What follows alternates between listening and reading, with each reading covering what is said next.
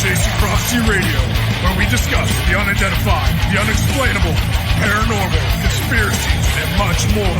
Starring your host and co-host, Jenny Nicasio, Sean Kelly, Trish Moe, and Jason Sledgehammer Ryan Petro. Brought to you by UPRN Network. Now for your host, Jenny Nicasio.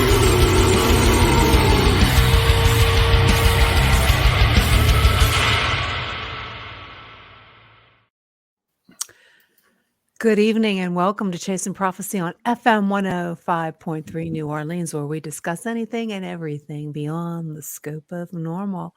I'm Jenny Nicasio, along with my co-host Sean Kelly and Jason Ian Petro, and Trish Moe will be joining us, I hope.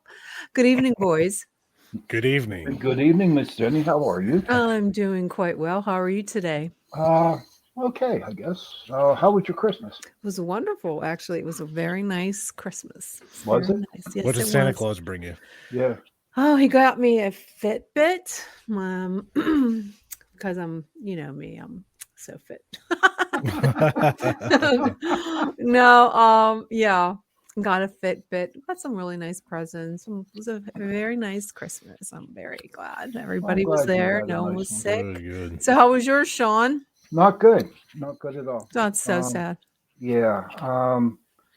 My son came in from Indiana and was on a Sunday. And what happened was he caught COVID. And what's crazy about it is that he has all his shots, you know, and he's very, very clean, you know, but I mean, very, very clean. But he caught COVID and he missed out on my mom's birthday party of Christmas. But here's the sad thing about this. What happened? Is that before he left, he came over to my mom's house, right? Mm-hmm. And she couldn't touch him. Oh. Could not give him a hug. So she That's ended up touching. Yeah, it is sad. And it's been like the last time he was here was like 2 years ago. And he hasn't been in for 2 years. Mm-mm. Oh, that's too bad. So it was a really messed up one. So, well, they're saying this new Omicron, the people that are getting it are the vaccinated. They don't know why. It's kind of strange. I don't understand it either. But you know what I'm thinking, Jen? You know, all of a sudden they're canceling college football games and everyone's coming up with this COVID symptoms and getting COVID. I believe they've launched something off in the air that's causing all this crap to happen because of January 6th. What do you mean? You mean like in chemtrails? You mean like airport? I don't know how, but it just seems like we're getting close to January 6th. And, you know, when all that crap goes down, that they're getting everybody sick again to keep their focus off of January 6th. Well, I don't think anything's going to happen. I don't either, but you know them. How was your Christmas, Jason? Oh, it was pretty good. You know, watching the kiddo run around and, you know, after he went crazy with all his gifts, you know, he had more fun with the wrapping paper and boxes than anything.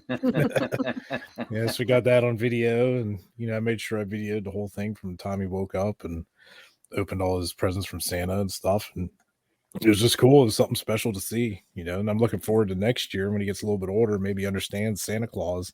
Yeah, he's still a little young. Yeah. It's still fun. You know it, they're 13 years old. Oh, God. Yeah. I'll have to get another job just to feed them. Yeah, seriously.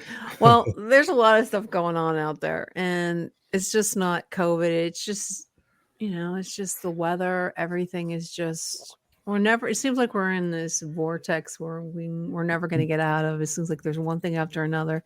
Yeah. It's the season of gloom and doom now. After New Year's is when the Great Depression hits. Yeah. I mean, wintertime blues. I get like that letdown after Christmas. It takes me so long to get back into them. You know, I overate. I have too much sugar in me, you know, trying to, you know, okay, I'm starting my diet again come New Year's Day, but I'm starting carnivore. My kids are starting that. I'm going to do carnivore. I'm not going to have any carb. It's no carbohydrates at all. No. So like a keto. No, it's Atkins.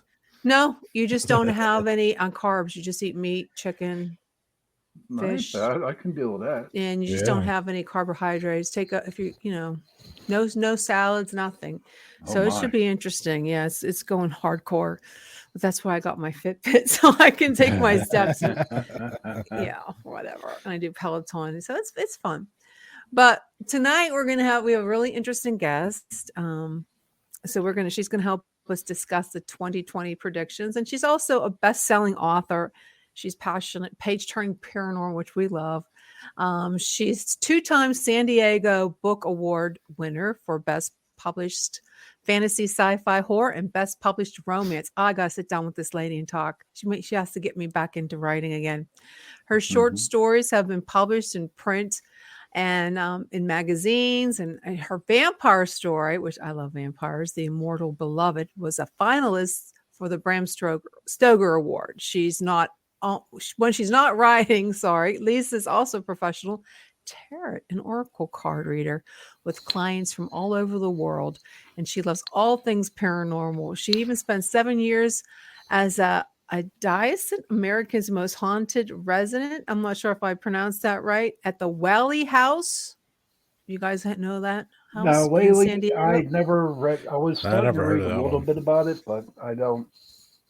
And you can learn more of her at lisakessler.com. So we're going to give her a warm welcome to the show, Lisa. Thank you for joining us this evening. Hi, Lisa. Hi, thanks for having me. Thank you. Thanks for I'm coming so on. glad to have you here tonight. We have so much to talk about with you.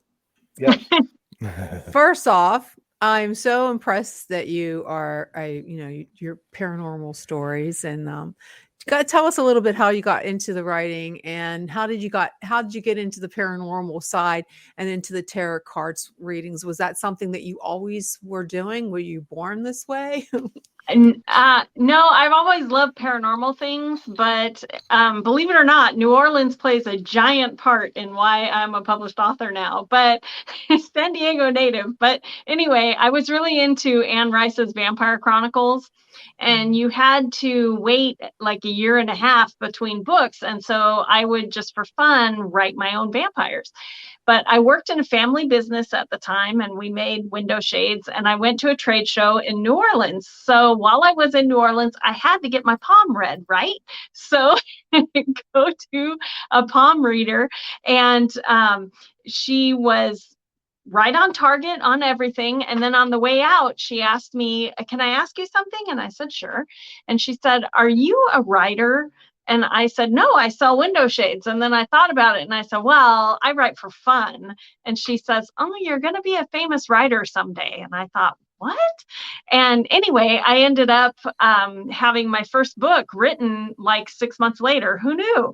But I don't know, without that nudge from her when I was in New Orleans, I don't know if I ever would have done it, because I had 2 little kids then, and it just wasn't on my radar. I only did it for fun. And then years later, I got to meet Ray Bradbury, and he told me, that he believed you had to write almost 1 million words of useless words before you started to become a good storyteller. And I thought, oh my gosh, I was practicing all this time without knowing. But really, if I hadn't had gotten that nudge in New Orleans, I don't know that I ever would have tried to get published. And that was when I started writing short stories, because I was like, am I really an okay writer?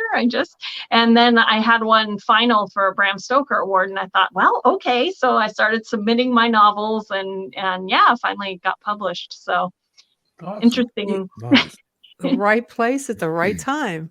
Right? Yeah, you need that little bit of nudge to get you moving. So maybe you're my little bit of nudge that I needed to get moving again. Exactly. I heard you talking about that you need to write again. So definitely. Definitely. So, okay. So what about the tarot card readings? Were you doing that before? I mean, was this something that you were like born with? Well, I was always interested in tarot cards. And for anyone out there listening who's interested in tarot cards, but you get that booklet and you're like, oh my gosh, 78, I'll never remember them all.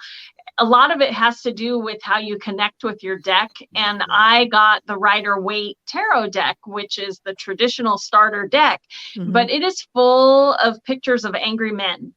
Almost all the cards have angry men on them. Angry. And I So just what are you couldn't- trying to say here, Lisa? What are you trying to say? well, I just couldn't connect with it. And so I could never remember. And so I gave up. And then over the years, I started collecting tarot decks because I still really liked, the idea of it. And I finally connected with one. And once I realized, the different imagery and things that are in the cards, I can pretty much read off any deck now. But I started practicing more, and I got involved in a psychic circle where I practiced more. And eventually I started reading for clients at different shops. And now I do it through Zoom all over the world. So it's one of my favorite things. Awesome.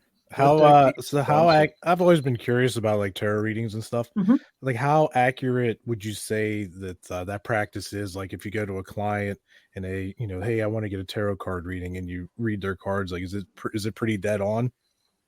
That is a great question. And I don't pretend to understand how it works, but 100% you always get the card you need. Always. And I don't know why that is, but you always do. I've had skeptics come in before, and one man sat down and he told me, I don't believe in any of this stuff, but I'm curious and I wanted to try. I'm like, okay.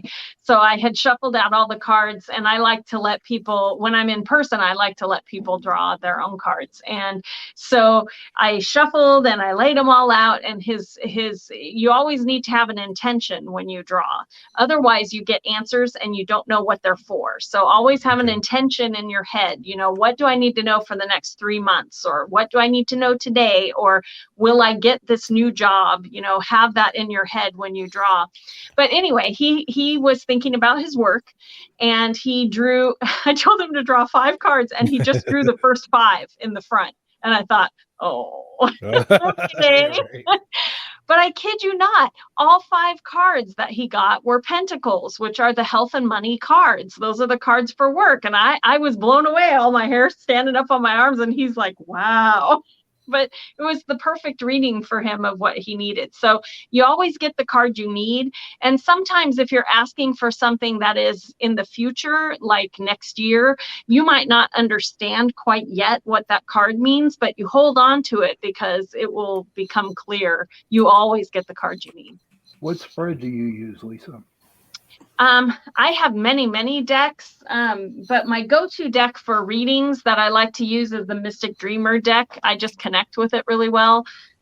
So that's the one that I usually use if I'm reading for other people. Do you use the Celtic Cross, or the spread? What spread do you use? That is a great question. Also, I do not do the Celtic Cross. I know lots of people who do, and it works really well for them. But I find that because it has so many blocks and things like that, that I get so hung up on which card is where in the spread that I lose my connection. The whole point of a tarot card is it's just a tool to tap into your own intuition. So if you get too hung up on what the rules are, you kind of miss the message. You turn off that crown chakra and you're not getting the message. Right. So I've made my own spreads. I do a Mayan spread and an X-wing spread.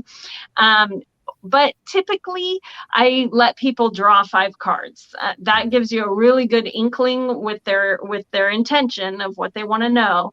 That gives you a really good inkling. And then you might draw 1 or 2 oracle cards to get more precise, dig into it a little more if they have a question about a card. Does that make sense? Makes a lot of sense, yeah. Okay. I use the Animal Totem deck. What? Oh, that's a great deck. Yeah. And I only draw 3 cards. 3 cards is perfect. Yeah. You can just do past, present, future and get a lot of information that way. Mm-hmm. To me, in my experience, I did read tarot and I could read tarot, but I don't go by the definitions. I go by what I feel about the card and what I feel with the person. But I noticed that I've gone to a lot of fairs that I've worked, and what happens is, there's some people that get intimidated by them or they're afraid of the deck. Yes. That's why I started using the Animal Totem deck, and they're more relaxed, and they're more open, and that we can do the deck. Yes. Well, that's true, and that. I think the movies and things make tarot into some kind of mystical, scary thing, and I understand why they do it because the drama is really cool. If you've ever seen Carnival from HBO, such a great show, but it also, pulls up scary tarot things. But the reality is tarot, ever since the beginning, was just supposed to be a tool to help you get out of your own way and trust your intuition. So it's not really a scary mystical thing. Sometimes I sit down to do a reading and there are days where I look at the cards and think, this is so silly. It's just pictures printed on cardboard. But then people get the exact card they need and I go, whoa. Because again, it's just a tool. It's not like this magical, scary thing. It's just a tool to tap into the intuition that we all have, but we talk ourselves out of it constantly. Hi, Trish. Hi, Trish. Hello, Trish. Thanks for coming in. Hello. Sorry. It's Boy, if we okay. ever had a dinner date, we'd have to call you like 2 hours early. I That's a was good like, one, this Sean. happens and I was actually on I was on time to my chair and desk area here, but my computer didn't cooperate. So The gremlins were real. I know. Did There you is have a a gremlin nice right behind Christmas? you. Oh no! Lisa, real quick, did you bring your tarot deck with you? Do you have it on you? I do. Because I'm sure Jenny would like you to pull a card for her. Oh, Yeah, I there have, we I go. have a question real quick. I know I should have late. Oh, of course, Thor had to make Ah, my boy. Have you ever made your own deck? Actually, I am shopping right now a tarot book called Practical Tarot, and it would have an inspired deck with it. It's all about how practical ways that you can incorporate tarot into your everyday life and how you can read cards without memorizing the book and stuff like that. So hopefully I will soon. I'll keep you posted. I just started kind of embarking on that. I've been doing the artwork for quite a while, but as far as what, kind of what themes I want, things like that, and what types of cards I want to include, I started doing hopefully for next year. And So you're an artist? I am. Oh, and, nice. and I use tarot, after I initially I was kind of self-taught and I watched other readers and stuff, for a long time. But as far as in my everyday life, you mentioned, I find myself doing that all the time. If something, intuitively, if something is going to happen, obviously I pay attention to signs of the universe and things. And, I'll just pass a giant semi that says night, like KNHT or something. I'm like, obviously slow moving, or I'll see towers and things like that, so my world technically is tarot. I love it. People always ask why I don't read for other people or myself. I'm like, well, I don't know. I just kind of transferred that into my everyday life. So yeah, I love that because typically that's what tarot should be for. It should be so that when you see those signs and you need a little validation, you can pull a card and go, oh my gosh, it was exactly what I thought, and we all need that sometimes, especially because from the time we're a little kid, people are telling us it's all in your head, so then as an adult, you get these signs and you're like, I don't feel good about that street. Oh, stop being silly. This is where Google said to go, and then we go down there and we drive over a nail. Final destination, long turn. Like that. Every time that happens, I see a dead end street, a dead end sign. I'm like, oh, death card. Nope. Not going there. Oh boy. So how about that reading for Jenny? Yeah. Yeah. Why do you guys think I need a reading? Because you ask one every time we What bring do they somebody know, on. right? Right? Sure. Throw me a What card. do you want to know about, Jenny? What would be your intent? Am I is there anybody coming into my life? Like a relationship thing. How's that? Sean's single. That's good. I'm gonna actually You're I have an oracle deck that's all about love and relationships here. I'm just curious if this is going to be my year. If not, I'll be I'm too old to be a maid. Would I be a snow? This fell out. This fell out. So yes, this will be your year. I was just stuck in this box and fell out when you said that. So yes, this will be your year. Are you in New Orleans too? No, I'm in Pittsburgh, suburbs. Pittsburgh. Okay. I know love in the age of COVID is rough, but all right. Well, if you're on TikTok. Yeah. All right. So when people can't be there in person to draw cards, I use pendulums. So they just circle, and when it's over the card that the universe thinks you should have, it switches to forward and back like that, just like that. So that was nice for her to show you. So anyway, I'm going to have her draw 3, and one is past, and one is present, and one is future. Oh boy. Oh, here we go. This might be more information than you wanted out there. Roll the dice. Uh-oh. All right. We'll try not to embarrass you. All right. Here we go. All right. So for the past, we got new love.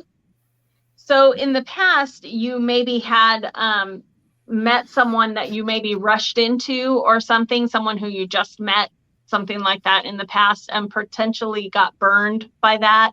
And so now you're hesitant to trust, those feelings, trust right? Issues. Huh? Yes, I have trust issues. Oh, perfect. Okay.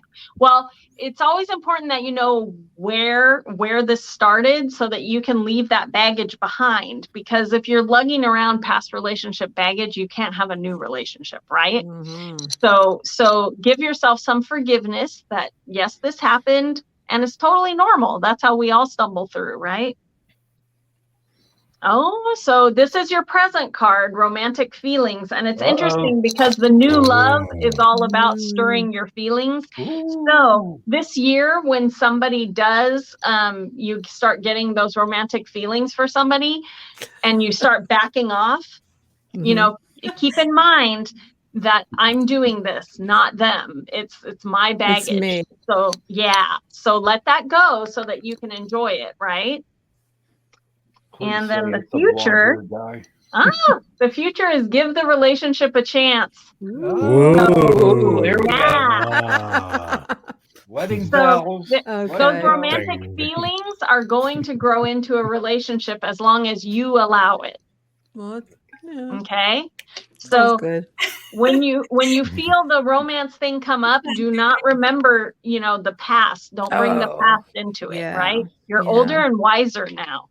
You'll make better choices. I'm older and wiser. We believe in you. Well, Lisa, tell us about what you have any predictions for the year coming up, 2022, right? There's gonna be a lot of Funny you twos should- in that year. Funny you should ask, because right now is like my busiest time of year for readings. I had one right before this because I do a year ahead reading where you can see, what's coming each month of the year ahead, and then you get a mantra for the year. And the thing about predicting the future is that everyone has free will.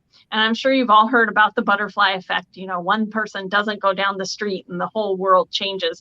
Mm-hmm. But there's something to it. Because we have free will, we can change what that future is going to be. So I don't think that people can really accurately predict the future because it's so individualized. Some people, every time something bad happens, something good is happening for someone else, right? So it's very individual what this future looks like. So like your 2022 could be totally opposite of the person across the street from you's 2022. So to make a blanket prediction of this is what's coming, I think is really unrealistic because you have so many options because we were given this magical thing called free will. So because of that, I mean, I could tell you, that from everyone's readings that I've done so far, it appears that 2022 is going to be a big transformation year. So many people have been getting these readings where they get all this transformation of, butterflies, birds, dragonflies, all those things symbolize change and beautiful positive transformation.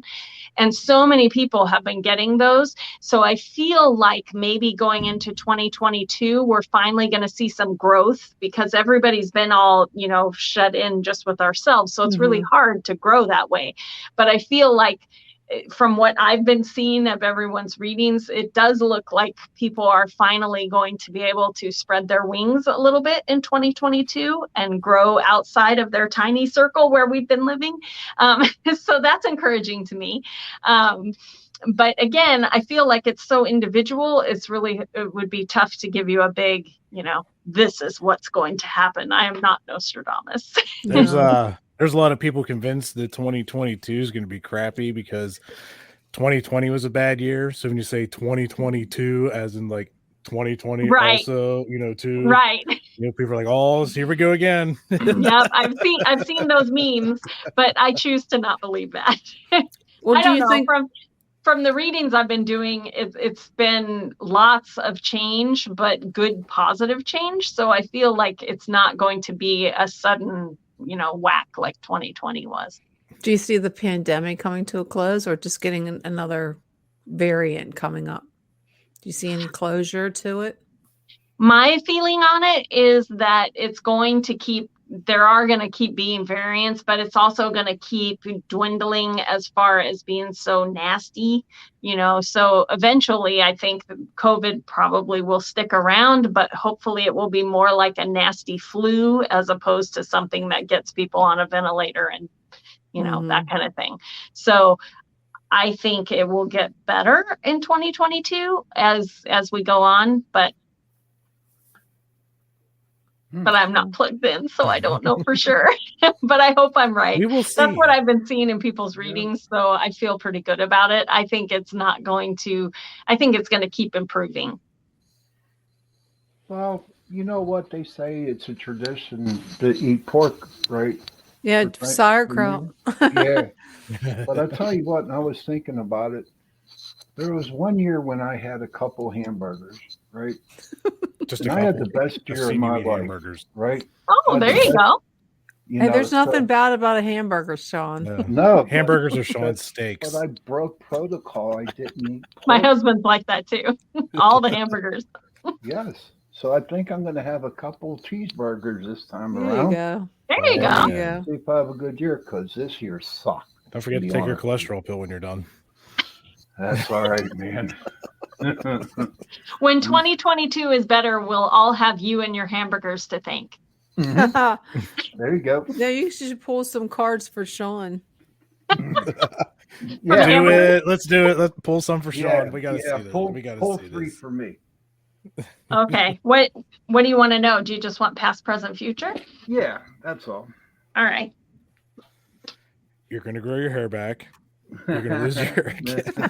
Then I'll shave it off. I don't have a no beard card, so I don't think you have to worry. You're going to be in the business for 31 years. Yeah. Okay. Past, we got the Queen of Wands. So Wands is the element of fire and taking action, but this is your female energy. So this is nurturing, taking care of everyone else. So you've been doing a lot of work for a long time for everyone else, and you're really good at it, but it tires you out. Mm-hmm. So don't be afraid to ask for help. Present. Oh, more wands for you. You do a lot of things. So the Ace of Wands, it goes in a cycle from Ace to 10. So the Ace is a brand new cycle of activity. So when the present, since we're at the end of the year, I'm going to say, start off the new year with a new activity plan for you. Mm-hmm. And do you see the wand is glowing because it's divinely authorized? So whatever this activity is that you've been thinking of, this work that you've been thinking of doing, it's a great idea and you should move forward with it. Cool. It will be positive. Cool. And then for your future card, the Lovers. Everybody no. always sees this and goes, oh my God, falling in love. But that's not really what the Lovers card is about. It's major arcana. So it's like an event that's coming up. So it's finding a healthy partnership, and you both work together to protect, you honor what you guys are building together. So I feel like this new activity plan that you're about to start is going to bring you a healthy partnership to see it through. Awesome. So look for a partner when you're doing this new activity plan you're thinking about. That's pretty cool. Thank you so much. You're welcome. You're welcome. Let me know how it goes. Definitely It's going to be good. And There you I go. know you're an author, right? You write. Where do you come up with your own, with your different characters that you come up with? How do you go by doing that? Well, they usually just come to me, but I do flesh them out with tarot cards. I teach classes on tarot for writers, using them for writing. It's a really great creative tool for anyone who's creative, actually, because it's separated into the 4 elements. So you have water, air, fire, and earth, which represents, health and money, taking action, your thoughts, and your heart, your love. And so that makes a really well-rounded character when you're writing. So I always draw past, present, future for heroes and heroines and all that kind of thing. And if I get stuck while I'm writing, because I'm not a big outliner, I write by the seat of my pants. So if I get stuck, I'll often pull a card and go, oh, okay, that'll work, and that really helps me get things moving. So I do use it creatively also. I feel like anyone who's a creative, like a painter or a digital artist or a writer, something like that, anybody who's creative like that, you're like tapping into this super conscious that wants this, these creative things told, these stories, cave paintings. We've been doing it forever. We tap into that. And so sometimes when we get stressed, we can't tap in. And that's when tarot cards can really help you get your creative juices flowing, because you get out of the way, and it's a tool to, tap back into that stream so you don't feel like you're swimming upstream. That's a good question. One more real quick. So say like our listeners out there that are interested in starting to read tarot, what kind of deck do you offer or suggest, or what should our listeners do in order to start reading? Great question. I always send people to go hunt around Pinterest, because when you go looking for a tarot deck, usually on the back, it's only going to show you like 3 cards. And I have been a victim of this so many times, where I see the 3 cards and I'm like, oh my gosh, it's beautiful. There was this Fae tarot deck, and the cards on the back were gorgeous. It was 3 cards from the major arcana, and I love Fae and fairies and all that. So anyway, I was sure it was going to be such a great deck. And I spent like $35 on it, and I opened it up, and all of the minor arcana were like star novas. So it was just like these weird swirls of light. And I thought, oh, I don't connect with this at all. This is giving me nothing. So it was a waste. But I discovered that on Pinterest, many people buy the decks and they take pictures of all the cards and they'll post them on Pinterest. So you can really get a good feel for what the deck is, so that you don't make that mistake. And if you're new to tarot, it's really good for you to look for that, because like for me, when I found the Mystic Dreamer deck, it really opened things up for me, and now I can read off any deck. So look for one as a beginner that really speaks to you. Like you see the pictures and things pop in your head, ideas pop in your head, even before you read the book and know what the traditional meaning is of the card. If you're getting things off the card, they're working for you. So go on Pinterest and look at all the decks that people have posted, and find ones where the pictures really, make your intuition start snapping. That's the deck for you.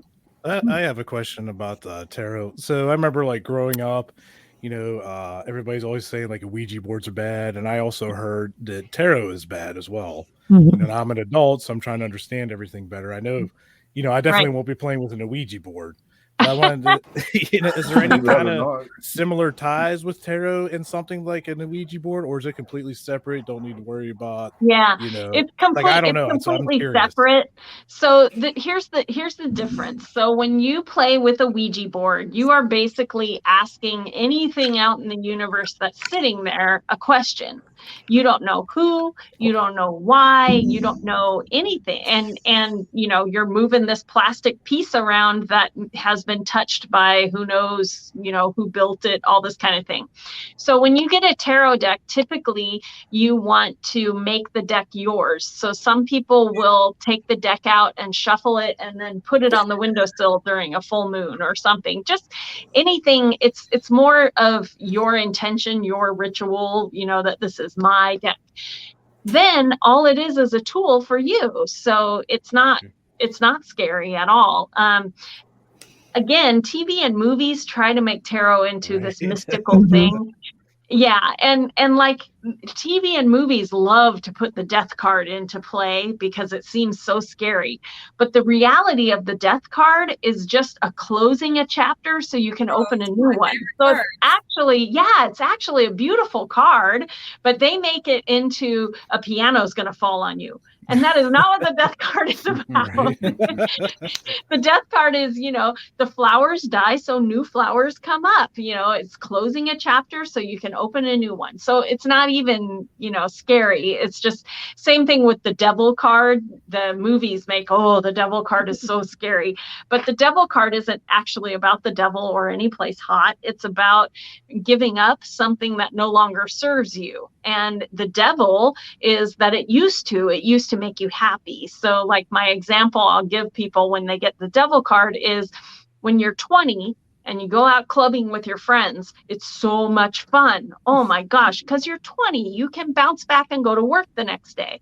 But if you are 30 and you are still going to clubs and you are wishing that it made you feel good, and it does not anymore because now you have hangovers and you can't pull it together for work so well. So the devil card would be unchain yourself. You don't need to go clubbing anymore. Yes, it used to make you happy, but now it no longer serves you. So let it go. That's what the devil card is all about. But TV and movies, they use it as a plot device to be scary, but that's not what tarot's for. So the difference would be that a Ouija board isn't really yours. I mean, you bought it from Mattel or whoever makes it, but you don't know anything about it. Ouija is like 8 years old, so you can summon demons at 8. Is there like a proper starting age for tarot? Like 14 plus or something? I have seen that there is a new deck that's called Tarot for Kids, and I don't know what the age is for it, but my feeling is kids are so in touch with their intuition that they don't need tarot cards. I can't imagine a kid who would need a tarot card because they're so in touch all the time, and it's us who squish that out of them,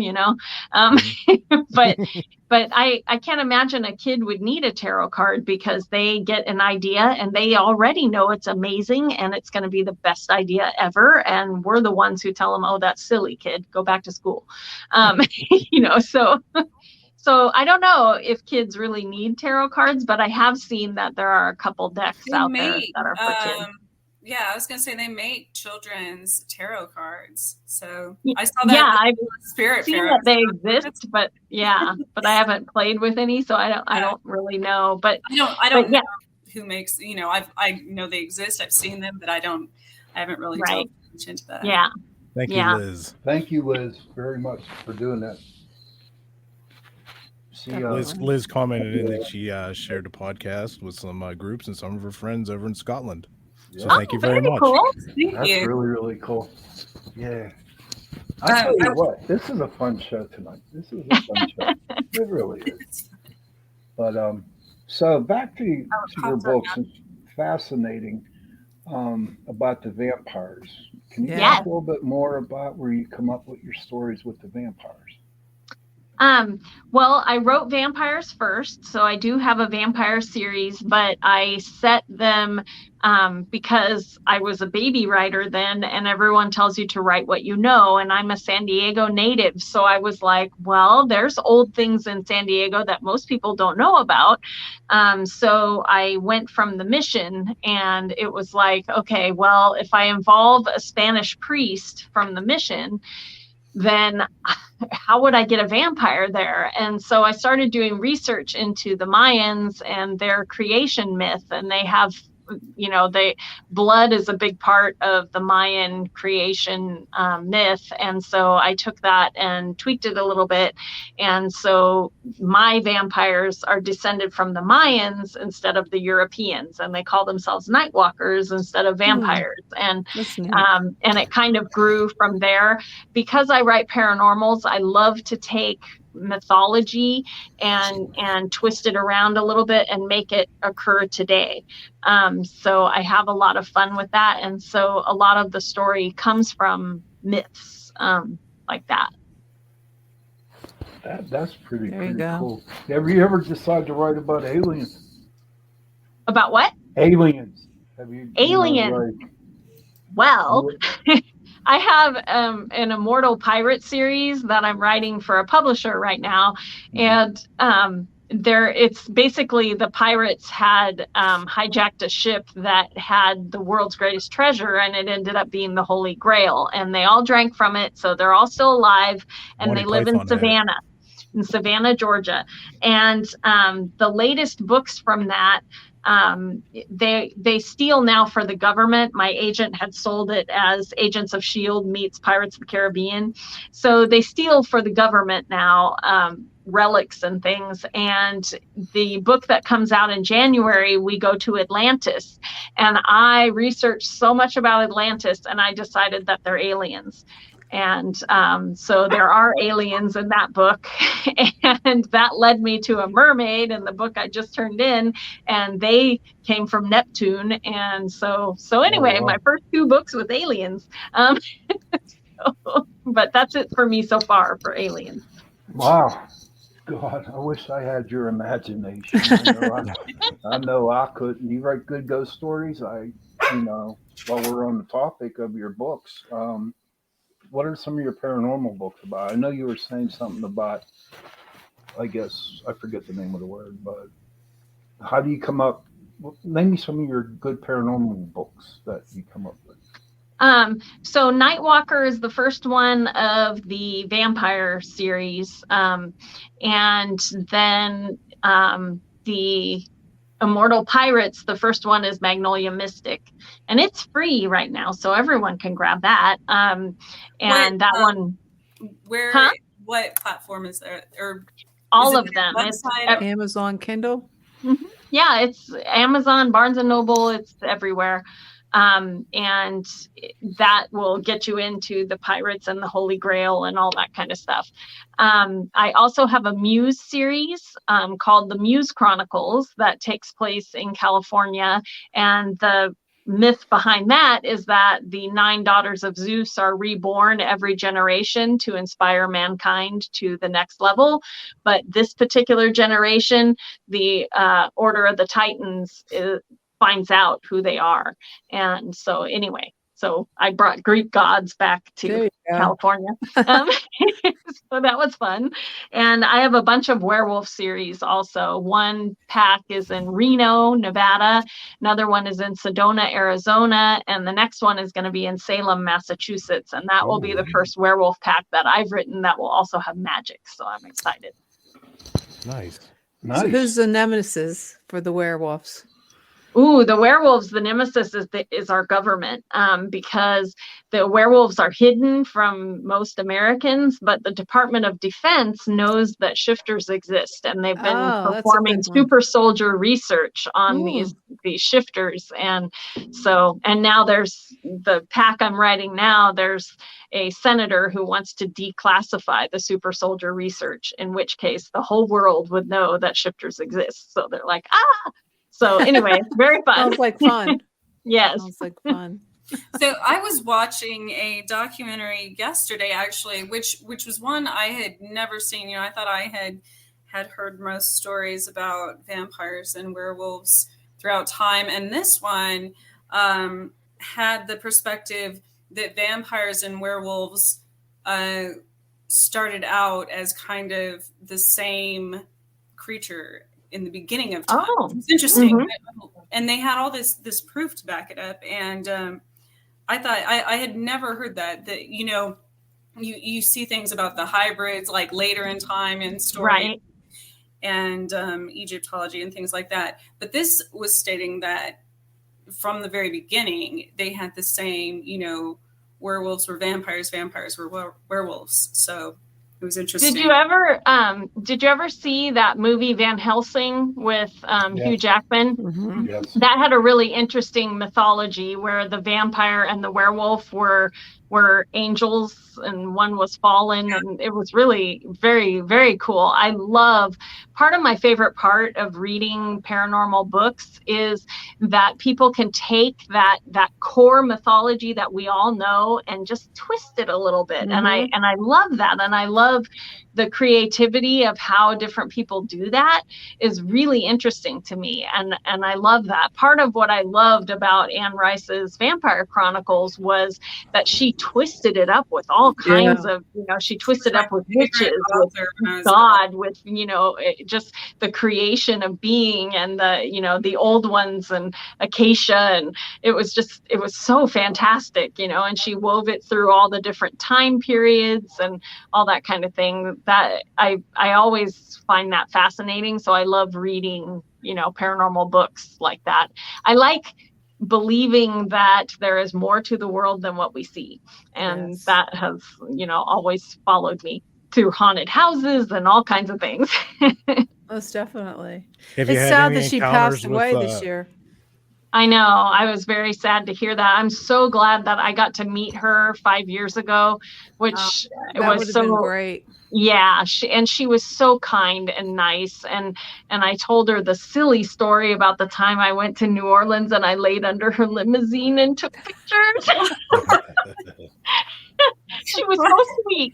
I told her that, and she said, "Oh, people did crazy things when she lived in New Orleans, but we her limo was parked right on the street, and what could we do? So we each took turns laying under the wheel and taking pictures like we were being run over by Anne Rice's limo. It was pretty cool." Yeah. So have you ever had any like firsthand experiences like ghosts or spirits or poltergeists or anything? Yes. You know, Sean and I are investigators, you know, so we're curious to see like if you've had any. Very cool. You guys have never been to the Whaley House in San Diego? No, that's a little far for right now. Right. Well, when the budget, you know, you got to go because all the ghost shows have been through the house. But I've had so many cool experiences there. Basically, the Whaley House was built on San Diego's first execution grounds. When they stopped hanging people there, the city wanted to erase that had happened, and so they made a really great deal to Mr. Whaley to buy this property, and so he bought it and built his family home on it. And I don't know if that cursed him. Lots of bad things happened to his family in that house. One daughter committed suicide. They lost a baby. But there's lots of hauntings there, but I really enjoyed it because none of it felt evil or scary. It's like people just still wanted to have their house. So I had one of the coolest experiences was we would wear period garb. So I would go down once a week and be a docent. I would give tours. People from all over the world come to see the Whaley House. And so one night I hadn't been there for a week. So when we changed, we would change up in the Whaley closet. And so we could see into the bedroom, and I would always take a picture. And sometimes I would get orbs and things.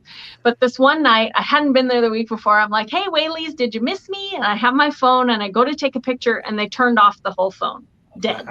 I was like, oh, okay. Focus kind of So yeah. I put my phone away and I go do my first tour. And in the period garb, we keep our hair in a bun, and we have a bun cover, a little lace bun cover, and mine had a comb underneath it. So it was very secure.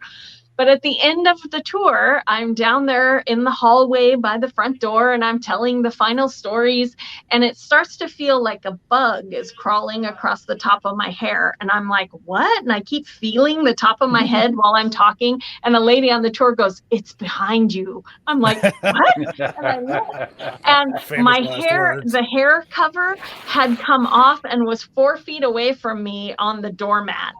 And all the hair on the back of my neck rose up, and people are giving me tips on the way out. I'm like, I had nothing to do with that, but thank you.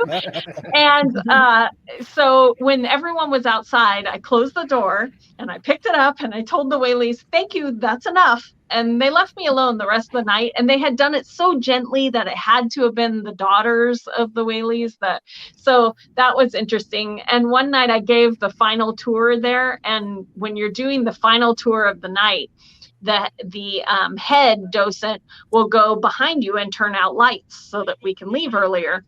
And I took my tour upstairs, and then we came back downstairs. And while we were downstairs, the head docent came down, turned off all the lights, and we start hearing all the chairs upstairs moving, like people were dragging them, and they're thumping across, and everyone's looking up at the ceiling, and the head docent gets that look on his face, like somebody's up there who's not supposed to be, and he goes stomping up the stairs, and I finish the tour and send them out. And when he comes back down the stairs, I'm looking at him and he's looking at me. I said, there was nobody there, was there? He said, no, there's nobody up there. Dang it. Nice. So anyway, lots of cool experiences at the Whaley House. But like I say, none of them felt, evil or bad. It was just people who wanted their house back. One of the ghost hunting shows came, and I forget which one it was, the one with the guy who yells a lot, Zach. And they set up all these infrared things and everything. And the Whaleys are from the 1800s. So if you can imagine, this man has been in their house, moving their furniture around, putting this stuff up, and then he yells, show yourself. And the Whaleys set off the alarm, the house alarm, the security system. It starts going whoop, whoop. And they set it off 4 times that night. They wanted him out of their house. I'm pretty sure that's the only weird thing he got that night. They had enough of his shenanigans. But it was a really fun house. It sounds like it. Yeah. Sounds like I need to book some plane tickets in the future. Yeah, definitely. It's so cool. And they used to do, I don't know if they still do it. They probably do. But if you're a paranormal investigator, you can do an after hours thing where they just let you in the house for 2 hours after all the tours are done. So it's usually want an all-nighter. We want an all-nighter.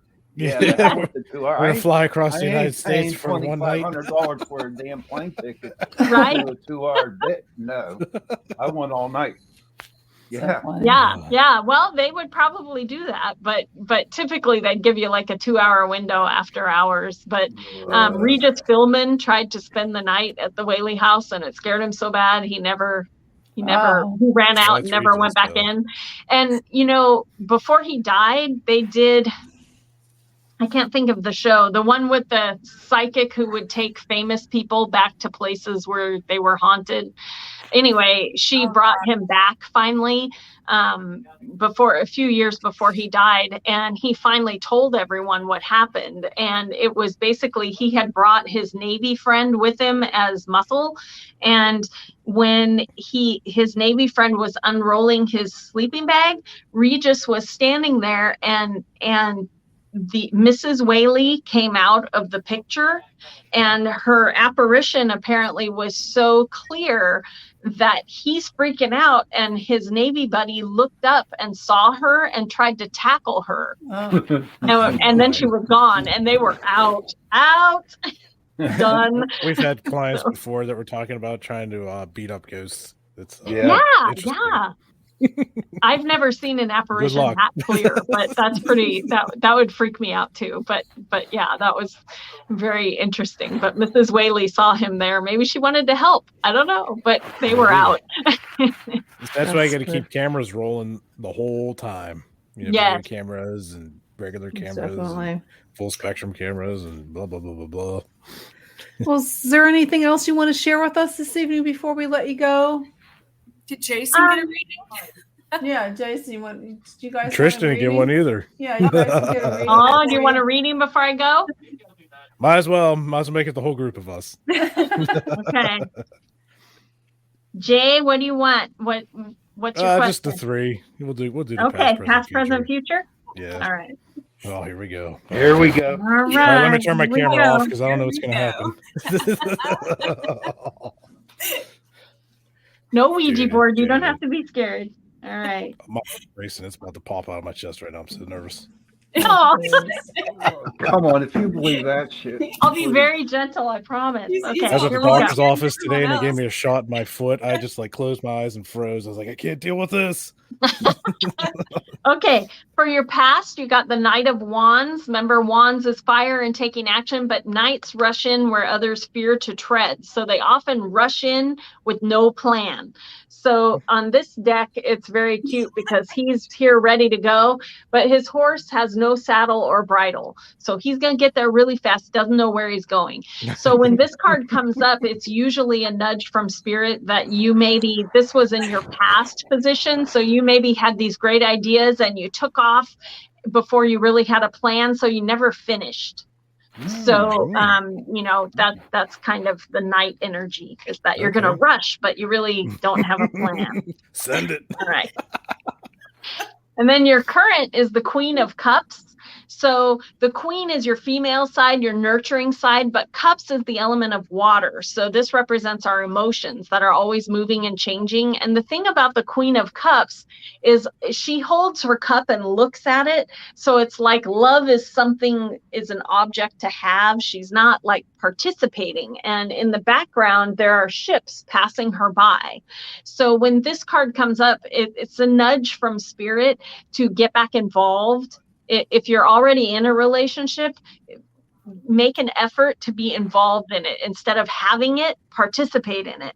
And if you're not in a relationship right now, it could be that you have made love something on a pedestal that you would like to achieve someday instead of getting back in the water, you know, and participating. Okay. So either way, you know, focus on your love right now because it's right now you're not an active participant. Does that make sense? Yeah, I get you. Okay. And your future. Oh, great future for you, the sun. So in tarot, there are 78 cards. There is only one good luck card, and that's the sun. That's what we got. So 2022 is going to be an awesome year for you. If you can see it, she's holding out her hand and the sun is hitting it and every flower is blooming. And so don't be afraid in 2022 to go for it because luck is on your side. Okay. All right. Okay. Yeah. Can't wait to hear what big things you do, but don't forget. Yeah, I'm curious. You know, I got some things in the works. Don't forget to make a plan. Just saying. Don't just dive in and find out there's no water. Yeah, don't repeat your past. Make a plan. Who do we miss? Trish. Oh, what come would you on. like to know? Open your eyes, Trish. Come on. Yeah, just past, present, future. Past, present, future. All right. All right. I'm like, Jason, I'm going to have a heart attack here. Oh, come on. It wasn't that bad, right? Bring It forward. wasn't that bad. Was it secretly awful and you're just scared over there? It wasn't bad. All right. He's still percolating over all He's that. he's got to process that. Yeah, I he's just had my whole lifeline thrown in like 5 minutes, so I got to process it all. All right, here we go. Oh, Page of Swords. So Page energy is young you. Your inner child is still in you. And this is your past. So past you used to have big dreams. And when this card comes up, it's always a nudge from spirit to honor our inner child. So you had... Swords is air. It's real in our head, but not actually out in the world. You need to think about, you had some great idea when you were younger, when you were a kid, and you haven't acted on that. If there's a way for you to bring that up, it raises your vibration. Honoring your inner child is like pressing that happy button. So you're like an artist. If there was something that you loved as a kid, for me, it's unicorns, but draw that and let that out, because it'll really light you up. Okay. Huh. Now, I had a lot of ideas as a kid, so there's no telling. Oh, there you go. Oh. Well, tap in and meditate, and it will come back to you. You got the High Priestess for your present. And again, this is major arcana. So it's a nudge from spirit for you to get back connected. So meditate, whatever your image is for your dogma, your God, your spirit, your universe, whatever you believe, you need to get back in touch with that, because when we're away from it, it makes it easy for us to lose that feeling that we were made for this moment, right? You were made for this moment. You're made of stardust. There's only one you. And when you tap into this High Priestess energy, it gives you purpose again. You remember, that I was created for this, right? And for future, Hanged Man. So the Hanged Man in tarot is all about looking at something from a whole different angle. And again, because this is major arcana, there's going to be an event, probably the beginning of 2022, where your gut reaction is to say no, or to do this or something like that. Remember this card and go, wait, I'm going to do something I would never do. And, try a whole different thing, see it from a different angle. The other cool thing is you'll see there's two birds holding you up. Birds in tarot always represent your guides, your spirit guides, your angels, all that kind of thing. And they're holding you up. So you're safe. You can make a different decision than you usually make, and you'll be safe. So don't be afraid when that situation comes up here in the near future, to look at it from a whole different angle than you normally would. And you're going to go down a whole new path. It'll be great. Okay. Thank you, Lisa. Yeah, thank There you you very go. much. We got to have you on again. Yes, you did well. Yeah. I'd be happy to come back sometime. But thanks for having me. And I hope you guys all have a fantastic 2022. Yeah, and I'm going to check out your too, books. Lisa. Yeah, All definitely. right, yes, Please thank you very do. much. And stay in touch. I'll see you guys later. Okay, All right, you have a take great care. one. Thank you again Bye. for coming on the Thank show. you. There you go. She was good. I liked her. Yeah. Yeah, she was a really good. Interesting. Interesting. I'm going to have to check out her books, especially the vampire ones. Yeah. Yeah. Unfortunately, it's about that time for me to. Okay, All right, Jason, you Jason, take it you easy. take Hope you care, feel buddy. better. Yeah, thanks. Yeah, it's going to be a pretty busy day tomorrow. Okay, you get to sleep. 3:30 comes early. Yep. Won't I have a know good that night. feeling, brother. Hey, have a good night.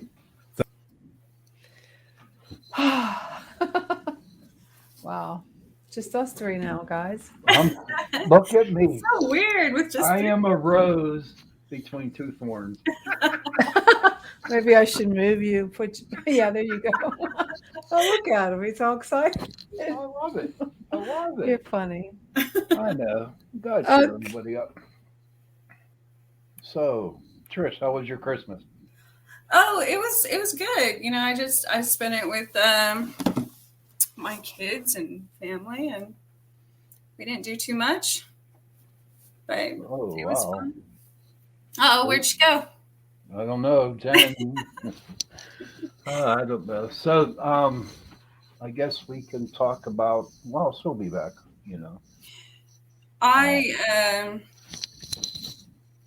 have so many places. I've been doing so much research. Speaking of paranormal, on Kansas places that I didn't know existed until recently. So I am excited about that in the new year to explore those things more. Like where you Actually, want. You should come out east, honestly, because well, I used to live out east. come down Pennsylvania though. There's a lot of places down in Pennsylvania, West Virginia, and I've only been through West Virginia. I've never actually. I'm not very familiar with a lot of places there. I know, I've been a lot of areas in Pennsylvania, obviously New York, New England area, and then of course I used to live in the South as well. So there's that's a lot of traveling. That's a lot of traveling. But I know is that for me, I do plan on going out west when I retire. I'm getting an RV. part. Yeah, Straight through. Straight through. Hopefully end up in Montana. That's where I want to go, so I can get a horsey and go on the Dutton Ranch. Did you know? I did not realize until they were talking about it on. It was another podcast the other day that was talking about how much land Wyoming and Montana used to have that. Was just bare and nothing there. And now with the cannabis industry, they have, I don't know if they're government owned, but a lot of the state now in Montana, surprisingly, is owned by the marijuana industry. Really? Oh, wow. A lot of it's owned by the Chinese too, believe it or not. Well, I mean, I don't know who owns it. I just know they've made a lot of the land into those fields. So the Chinese own some of Montana. I thought it was Canada. I think they own a lot of the United States now. Okay. Yeah, I've read it. Especially after COVID and the shutdown. But so I don't know. I just want to go out west. I got what? There you go.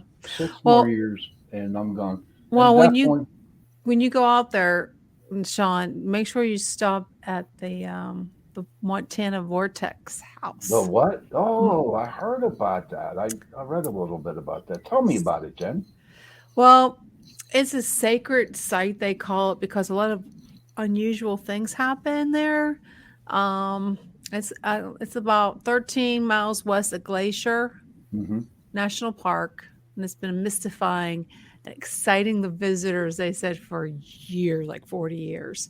The Native American Indians said that there's some kind of natural occurring like vortex, and that everything's like a portal. Did you ever hear of a church? There's a portal. There's quite a few in the Midwest. That one specifically, I've never heard of. I was reading up on it earlier and watching that video, but I'm wondering. So, especially with highly sensitive people, I'm sure this probably happens to you as well, Jenny. Like if you're in nature, there are a lot of naturally occurring portals and vortices and such. I mean, they even physically feel. And so, but one thing, there used to be a major one. Gosh, there might still be a major one in like Michigan. Is it one of the main? I don't know. I haven't read about that one. I just know about the Montana house with the. They said there's a lot of EMF. They said if you bring your phone in, sometimes it messes up your phone. Pictures.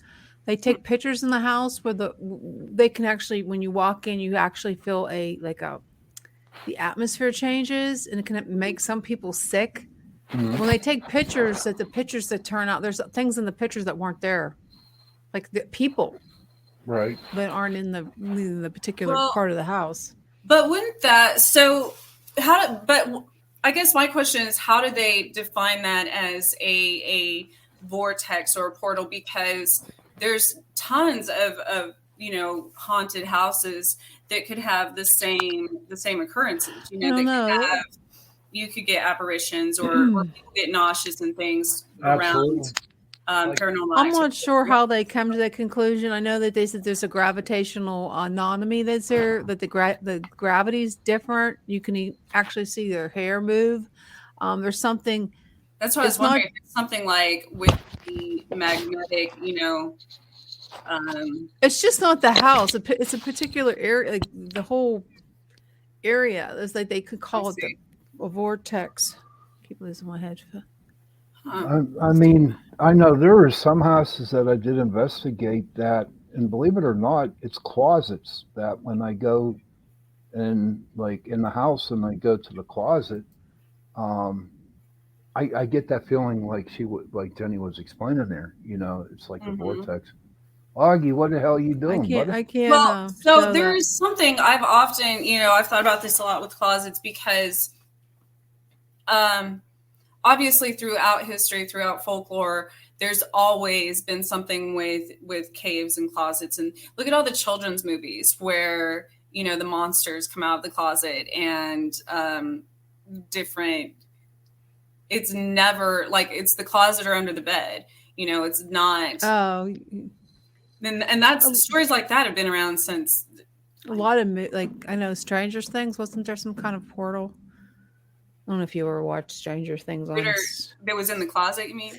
I'm not sure if it was a closet. There was just total another there's a they called it a vortex with these take them to a different, I guess, a time or it's sort of like the Matrix, sort of like this reality.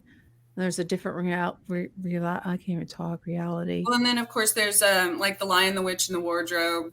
They go through the wardrobe and what's the other? There's one with the trunk. Here's what's scary for me. If I see the vortex there, all right, I want to walk through it. That's me. I want to walk through it. My question is, would I come back? Because, if I walk through, where in the hell am I going to be?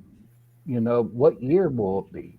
What would be around me? And all these thoughts get into my head. So if I did see a vortex out there in the woods, I'd be just running the other way. Well, let's say I think Skinwalker Ranch is. It's just one big vortex.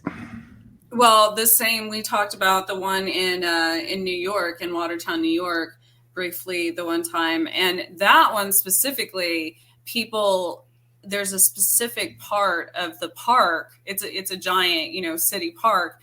And people have claimed to walk into one side of the park and all of a sudden they end up on the other side of it because it's kind of on a giant hill, which is another, that's a little bit different. I'm like, okay, so it's not like a portal vortex out in the middle of flat land. There's a difference to me in it being on the side of a hill because as we've studied with historically and with aliens and everything else, that could be kind of an illusion, that maybe that's some type of door or something, obviously. So I still don't know, how to differentiate between vortexes and portals and the illusion, these hidden doors and things like that. Because I think there's definitely a difference in, especially the ones that are near water or in caves, things like that, because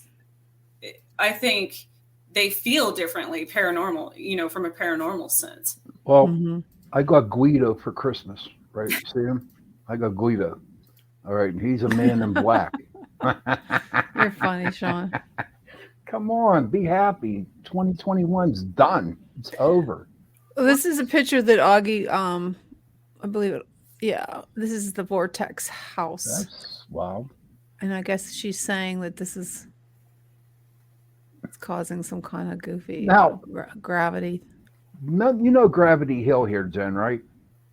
No. Have you ever heard of it? Yeah. Okay, my question is now. That could be a vortex. It's magnets, believe it or not. Well, magnetic pole, yeah. Now, what do you mean? There's magnets in the road or? All around the area, all around that road. It's the magnetic pole of the earth. Yeah, that's what they say, but they're actually real magnets. Well, big ones. No, did someone put them there on purpose or with? Yeah.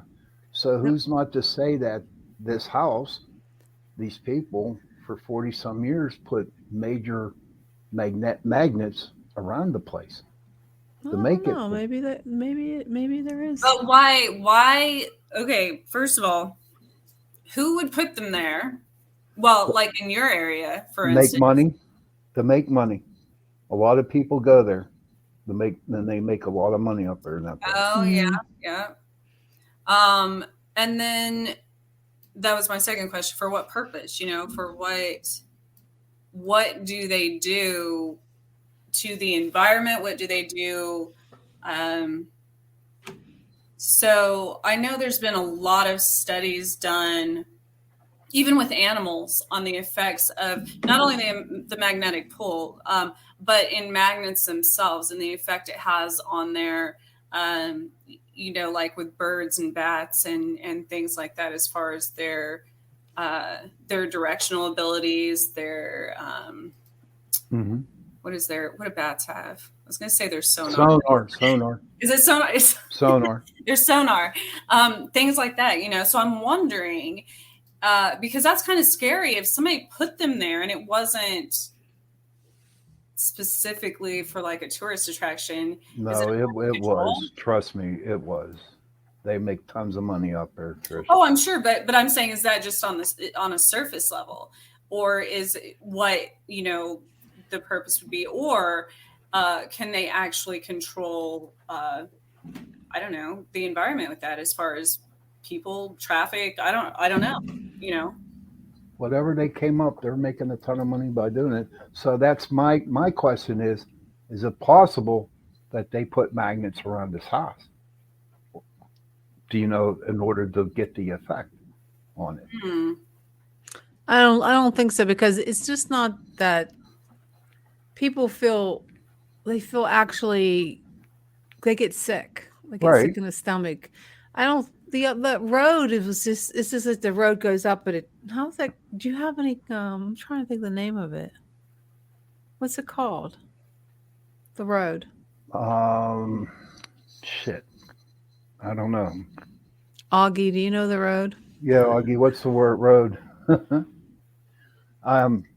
what the hell is it? It's like you go up, but your car goes back. I know what you're talking. I just seen that on. Forget the name of it.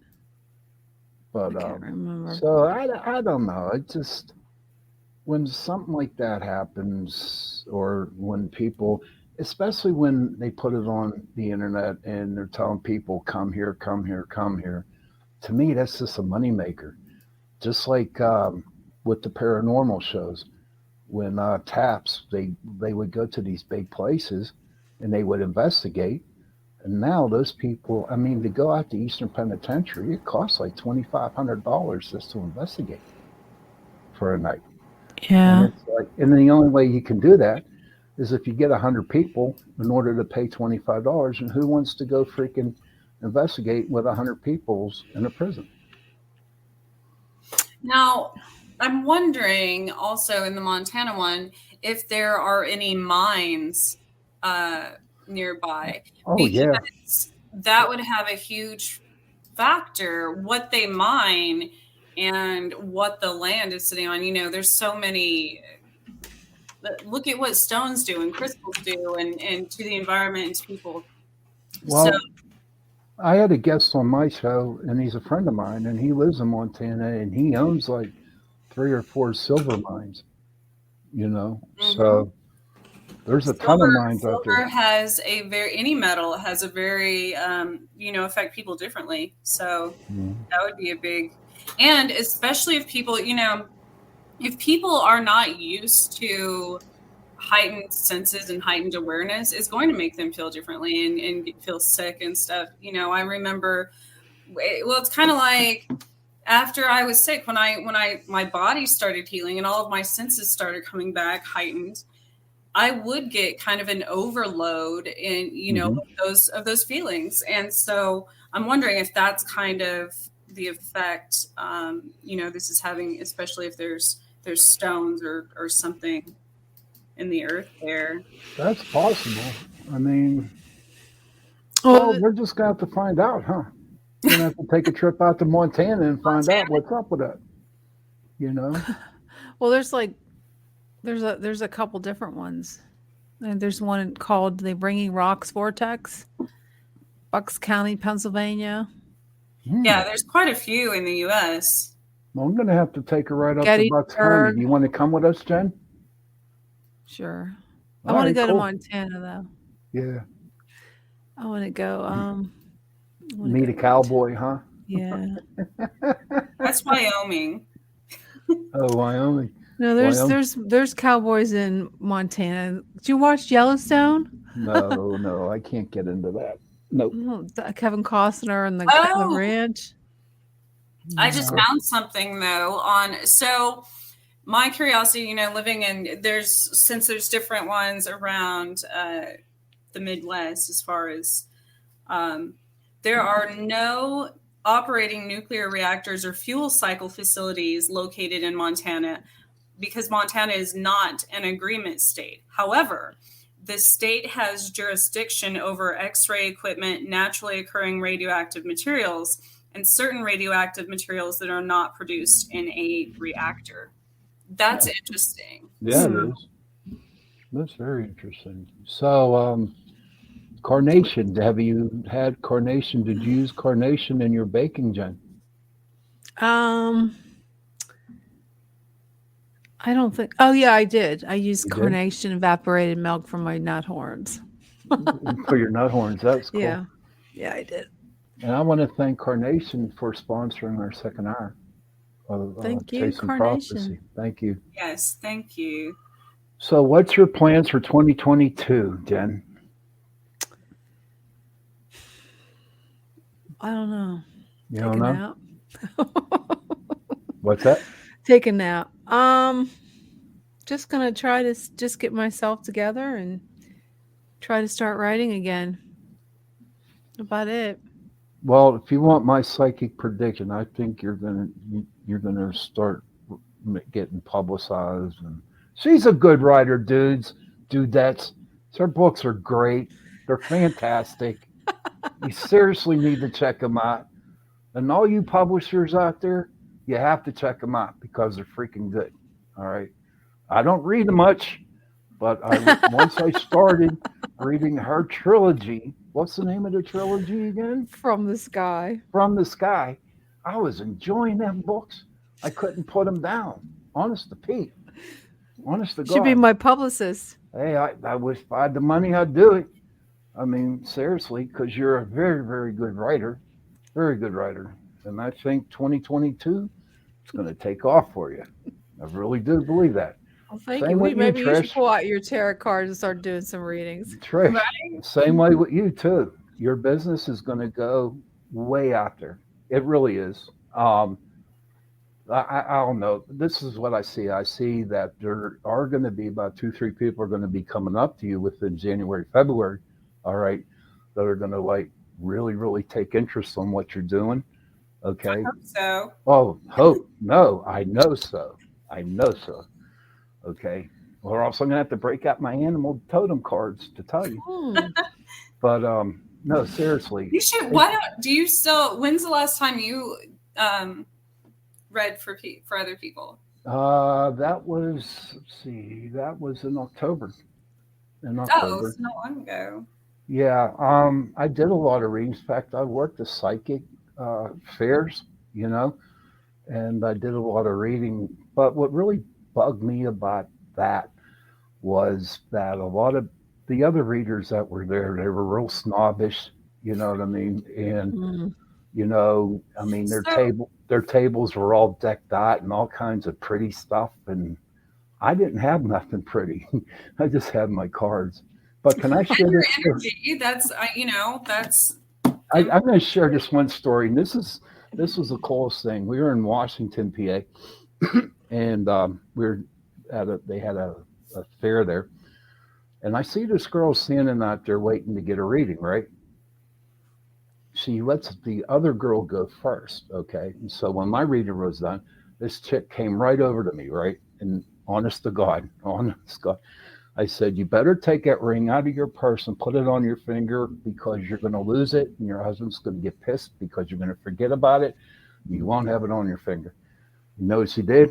She opened up her purse, put the ring on her finger, and left. But she did tell you. So it was like, yeah. That's all people don't, that's why I don't read for people because they don't. So here's my problem with the ones two different things. at spirit fairs and stuff, first of all, there is so much scattered energy there because there's so many different energies, so many different energy workers, so many different energy tools, but a lot of the readers and stuff at these people, I think that's where a lot of readers get kind of the bad stigma, the bad reputation, because there are those out there. I mean, it's as any career, any human, you can have the bad ones and the good ones. There are some that take advantage of people. Right. And so there are some that will use the cards to manipulate people. Yes. To get them kind of hooked and addicted, almost in a gambling nature, because they do, they are money hungry. And then there's the ones that sugarcoat everything and don't actually, they're more people pleasers. Maybe I don't go by the decked out tables and stuff. It's more energy, but hi, Doreen. But they will kind of, to a sense, manipulate people in that way because they're really just telling them kind of what they want to hear rather than what they're getting from the cards. So right. Now, see, I understand when readers, I mean, it is their business, right? And that's how they do survive. But see, this is where I come in my conflict. And this is my only conflict, nobody else's. I'm not judging anybody else, but this is me. On one hand, I'm good at what I do, okay? And that is to help people. But on the other hand, I know I could take advantage of people, and I don't want to do that because whenever I had my accident back in '83, okay, God gave me this gift to help people. He didn't give it to me to take money. You know what I mean? And so that's where my conflict is right now. My conflict is, so what I do is somebody will come up and ask for a reading, and they first thing out of their mouth is how much? And I tell them, do you have a penny? Give me a penny, because you have to keep that energy flowing when you're doing your reading. You cannot just give and not receive back, Right. But even if they don't have a penny, I ask the person, well, make somebody smile today. You know what I mean? Do something, and that's how you pay me back. But that's the way I work. And I don't know. Enough of me. Your turn, Jen. You okay, honey? Are you okay? Yeah. Oh. I keep losing you. Can you hear me? Yeah, we can hear you now. Yeah. So I think I need to get a new cards, that I think I showed you all before, or maybe I don't know if I had the box, but they're by Maya Toll, and they are the most. It's kind of like animal oracle cards. You're talking this way. Oh, they're pretty. Oh, they're neat. Yeah, these are some of my favorite. They're about inspirational animals, guidance and rituals from inspirational animals, and it has the most amazing artwork, and they're kind of metallic looking, so it's one of my favorite. I love the artwork on the tarot decks, honest to God. There's some really neat ones. Yes, there are. But what blows me away is how somebody can take a deck of cards and do a reading with them. How do they do that? I don't know. You it's like your face card, all of the suits are kind of your major arcanas, and then you go different numbers are I don't remember what the meanings are for the numbers, but I know they use those in a similar way too. I saw it done one time, and I was impressed. I was not on me, but I saw the girl do it on another person, and I was impressed on how she read it. So I used to read playing cards in that manner, especially when I was a dealer, at a casino. On certain, so obviously in witchcraft, you can read playing cards to determine. Back in the day when I if someone has cursed you or cursed someone else, things like that, you can use playing cards. How do you take a curse off? Oh gosh, depends on what kind of curse it is. Most of the time, we curse ourselves. There is nobody else, you know. Look at her eyes. We're like, yeah. I'm telling you, you know, we're our greatest critics. So all those negative self thoughts, you're cursing yourself. Don't give me no hope. Oh wow. I don't know. Well, you know, did you buy your pork yet? Did I buy my pork yet? You know what? I just turned the stupid light off. Now I can't turn it off. I was at the store today and I saw this lady in front. She was behind me. She had these huge pork roasts, and she had pork chops, and then she had a pork, I don't know what it was. And I'm like, what are you feeding? Who are you feeding with all that food? It's like, I don't get it. I can't. I was going to buy a pork roast, and I said, you know, I really don't like them. Whatever you do, if you do buy a pork roast, buy one with the bone in it. The boneless pork, that is so dry. I don't care how You mean you should get the one with the bone in the pork? Yes, the hell the boneless one. I've cut so much pork in the last 3 days. I'm all porked out. I mean, literally. I don't really know. See, my dad used to make a pork where he would put bacon on it, put it in the oven, let it roast. But I never know when they're done. Sorry. Do you have seriously thermometer? I think it's at 160, 165. You know what? I'd rather have kibasi. Okay, I'd do that. Or hot dogs with sauerkraut. Believe it or not, kibasi is from a pig. Well, yeah, isn't ham? That's what I try to tell my mom. We usually have like a ham on Christmas Eve, like a, you know, ham sandwich. Wasn't that pork? It's like I was trying to tell her that's pork. Yes, right? it is pork. Yeah, it's definitely pork. I'd rather just have a stupid pizza. Pizza. Now, I'll tell you what, instead of going for a roast, I usually go for some baby back ribs or some St. Louis ribs. Or isn't that pork? Yes, it is. Why can't we just have pork spare ribs? Yeah, you can eat anything pork. I like spare ribs. I like pulled pork. Pulled pork's good. That's the most, oh my God, that's the best. That's from the butt of the pig. I like Pittsburgh barbecue myself, but yes, nobody else. How about you out there in Kansas here? What do you have in Kansas? Yeah. My favorite meat, honestly, is probably deer or elk. Ooh. Deer. I can't eat baby deer. I can't eat Bambi. I can try. Now, ask on the elk. Is it more leaner than a deer, or is it about the same? Is there a different type of taste in it? No, I think it's leaner. Is it? Do you throw pork in with it? No, I don't really eat that much pork. Well, see, here's the deal here. When everybody goes out and gets their deer, especially hunting the day after hunting, guys will come in and they'll buy pork shoulders and mix it in with their deer meat, you know, in order to give it a taste. You know, I don't like, you know, a lot of the fatty meat. So. I guess you don't like, you know. I love fatty meats. I love fat. I mean, since I had heart problems, I try to. Oh, okay. Okay, that's an excuse. Watch my heart.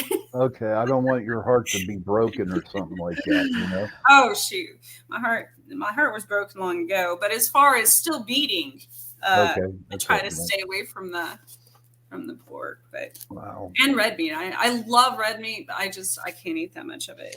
So I don't like to look at red meat. Makes me nauseated. You know what? You're not the only one. There was a lady when I worked at the One Giant Eagle. She literally vomited when she was looking at. She wanted to buy steak for her husband, right? She was a vegetarian, and she literally was looking at the case, and she vomited because she saw the red meat.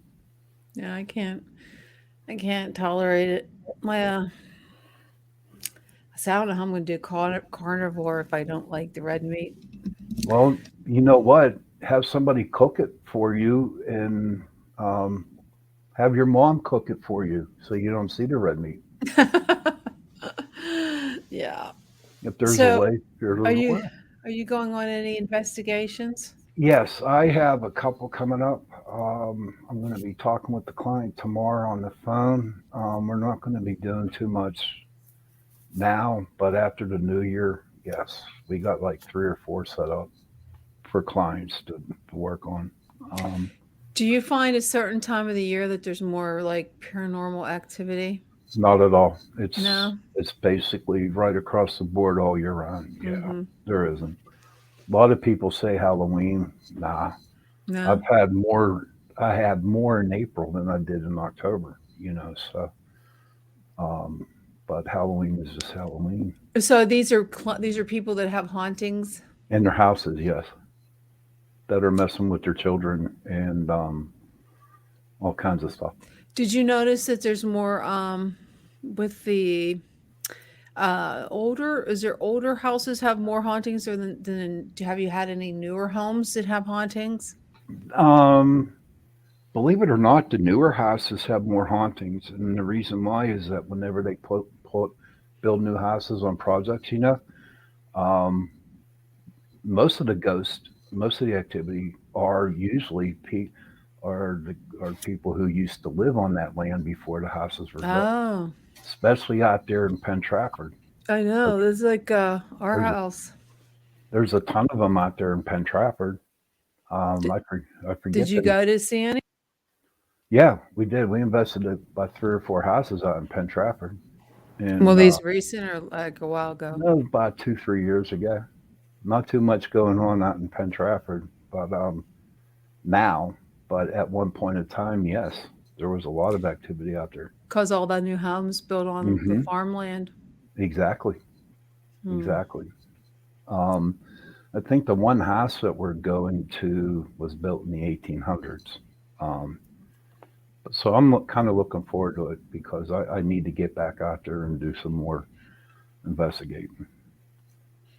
And Sean, did you ever think of writing a book? It's in my mind. Everyone keeps telling me to do it. My problem is that I don't know when to start. Because I tried writing a book one time, honestly, and it was 8 pages long. Because I started at the beginning, in the middle, and I said, "To hell with this! I'm going to finish it up." You know what I mean? I need somebody to sit down and actually help me write the book. You need to Because start at a traumatic time, like a. You have to start like at a time that you were going through conflict. okay, that would be Start at the beginning. that'd be 1983 to now, 1983. One show I'll share that experience with you. But what the who's beeping? Something's beeping. It's my microphone.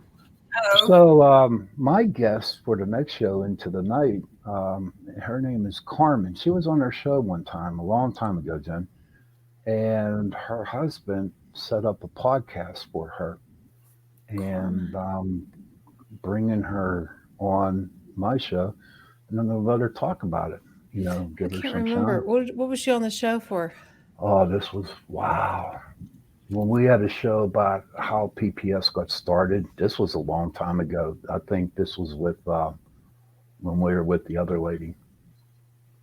How But your paranormal society got started?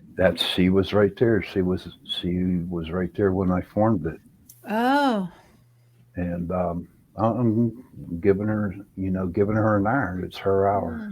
Carmen Jacobs is her name, and I think I'm going to start doing that with my show. I think I'm just going to let people give them an hour to shine. You know what I mean, and get their word out and try to help out as many people as I can this year. And I'm going to be your number one cheerleader, Jenny, in order for you to start writing that book. both of you. I was invited. It was the day before Yule, winter solstice, actually. I was invited by XV Planets. I would love to have them on our show. XV. Who are they? I sent you the link, Jenny. They are from the South, of course. Well, they had a group of people from other places as well, but amazing group. We're trying to get all of our information together. We went to the Sally House in Atchison, Kansas, and Atchison in itself has, man, that's going to take me. I could go there and explore forever because there are so many things. There's the Mount Vernon Cemetery, which is one of the, they say that's one of the most haunted in the U.S. The Sally House. There's other. How long ago did you send me a link? A few minutes ago, maybe. Oh God, I haven't got it. But they, an amazing group. I learned so much. The experience was great, and so I will be, having them on my show in the new year as well, and going over a lot of that. I love our experience there, and as well as I would like to invite them on our show sometime also, because they had a lot of different. Sean, you would probably appreciate a lot of the different methods they use in investigations. Because I'm not an investigator, but as far as being around paranormal and different shows, they kind of use different methods, which I find really interesting. So I don't believe their show is going to be broadcast for a few months, and while they go through all of their findings. But it was such a great experience. So. And what's the name of the group, hon? XV Planis. Okay. That's how you pronounce it. I'm gonna have to check them out, look them up. But I do definitely want to go to that Sally House because I did look up on it, and it sounds really, really interesting to go to. So. And across the, Atchison, especially around Halloween and stuff, has so many different. They actually have full town tours because there's the Catholic school is up the hill from the Sally House. Actually, it was the birthplace of Amelia Earhart. They have the International Forest of Friendship there. They have numerous cemeteries, underground caves, all kinds of things that are in that town specifically. That's pretty cool. I'm looking forward to that. I'm going to do a lot more exploring, but believe it or not, I am really, really interested in also going out and trying to find Bigfoot. Yeah. I had that experience down in West Virginia where I heard that loud knock on a tree and nobody was out in the woods. And I was like, oh my God, they're real. You know what I mean? So I want to do some of that and don't What laugh. was it knocking sound? It was a knock. When they hit the bat or a piece of wood against the tree, it was a loud knock, real loud. And it wasn't far from where my friend is at either. It was like, her house is here, and it was up on the hill a wee bit. I mean, that sucker was loud. But I also want to try a little bit of UFO hunting tonight, the next year. I want to explore. So, real quick, Jen, how do I do that? What do I do? Well, I think you should join MoFont for one. Start going to the shows and the conferences, and if I think I spoke to you about getting your investigation. Yeah, you did. That's still on. You start to do, go out and actually go investigate. But when there are investigations, is it not after the UFO has appeared? What do you mean? I mean, say like I saw a UFO, I call MUFON, then they come in and investigate? Yeah. Okay. If you see them. Yeah, you if you see one, but then you can actually go when somebody else calls in and you get assigned a case. And you get to go do the investigation yourself, which is really cool. That'd be interesting. I might tag along with somebody. It's pretty cool. And you would tag along with somebody when you first start. I went out with John Ventry a couple times around Jeanette. Jeanette? Yeah. But is it true? Or and this is something that I read. But your area isn't it like a big hotspot for a lot Oh of yeah, it's a real big cryptids, hot. Mm-hmm. Big cryptids and hot. Bigfoot? What's the Yeah, name it of that is. mountain range? Oh gosh. I The know entire Northeast is like Keystone. What is it called, John? Oh, come on, we know what it is. We I talked know about what it. it is, but I We forgot with it. Oh my god, I'm having a total brain freeze. It's okay. It's getting late. What's his name? He's always on our show. Stan Gordon. Yeah. Chestnut Chestnut Ridge. Ridge, isn't it? Chestnut Ridge. Chestnut Ridge. Yeah. Yeah. There's a lot of cryptids up in there. So Trish, when you come to Pennsylvania and investigate with us, we got to go up there. So last time I was in Pennsylvania that I actually, stayed there, wasn't just driving through.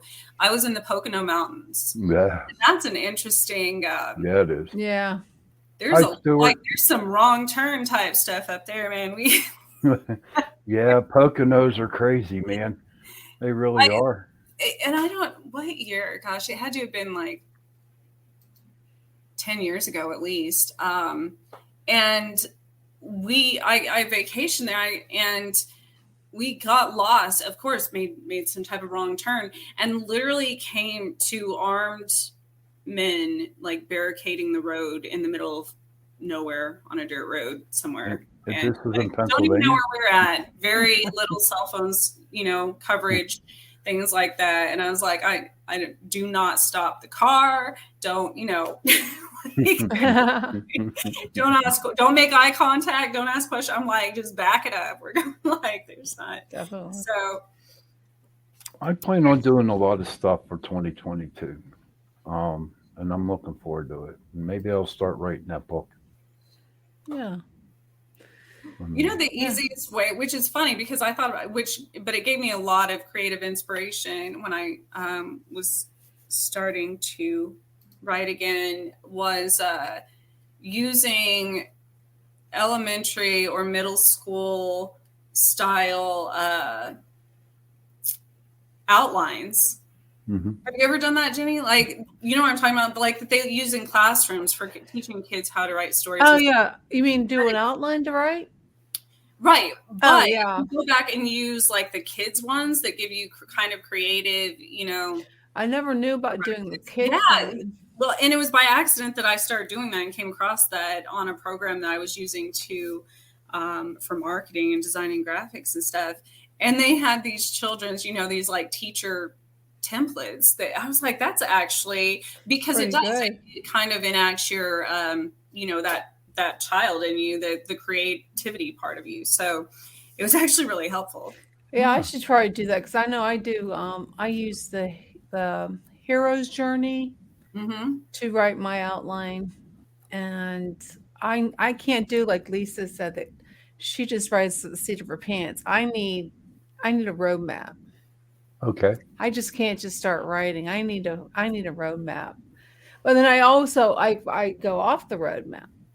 Which is good, right? Which is good. I go off and go in a different direction all the time. But I need that little bit of a roadmap to get me started because I have to have a roadmap. Like I just can't drive blind. Like I need somewhere to have a starting point and not me, man. My mind goes all over the place. Yeah, I can't do like that. I'm already like that in life. I need a roadmap. I remember one story I wrote. I was in ninth grade. It was called "The Killer Tomato." Okay, it was based off the movie Jaws because Jaws came out around that time, and it was called "The Killer Tomato," where just tomatoes would start eating people. I think my son wrote a book story like that once. Killer tomatoes. Let's get close to the witching hour, ladies. Yep. It's getting close to the witching hour. You guys have a happy new year. You too. You as well. And we'll see you next year, everybody. Healthy, happy new year, and have a great show tonight. All right. Thank you. Thank you very much. Let me get our quote. I gotta end our story. If I never can. I like to do an ending, but I can never find it because there's so many on here. It's ridiculous. It's like I can't find the end. Oh, well. There's just too many to go. Too many. Can't find it. Oh, well. Well, thanks for joining us tonight. You guys have a great evening. Good night, Happy everybody. New Year. Right. Happy New Year.